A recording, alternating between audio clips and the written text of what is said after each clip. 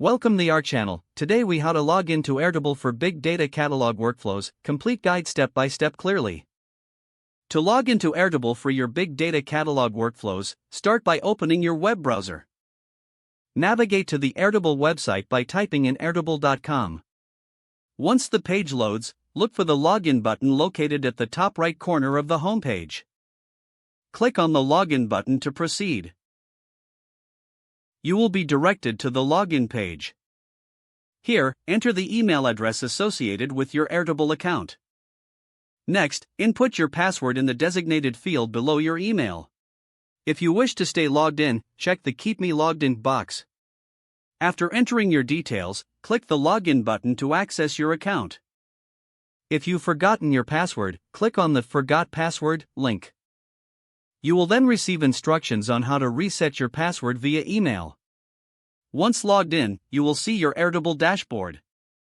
Explore the various bases and tables to locate the one you will use for your big data catalog workflows. If needed, create a new base by clicking on the Add a Base button. Name your new base and choose the appropriate template or start from scratch.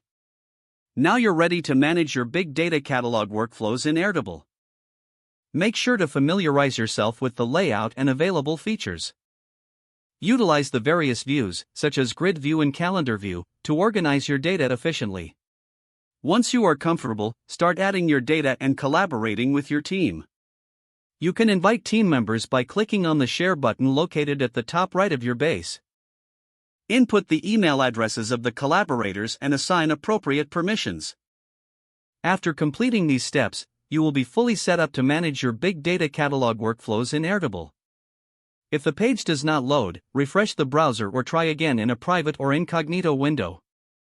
Make sure you are using the correct email address, then retype it carefully to avoid small typos. If your password is not accepted, use the reset option and create a new strong password you can remember. Check your spam folder for verification or security emails, then complete any requested confirmation steps. Enable two-factor authentication if available to improve account security and reduce unauthorized access risk. After signing in, review your profile details so your contact information and settings are accurate and current. Don't forget to like this video and subscribe to our channel for more step-by-step tech guides.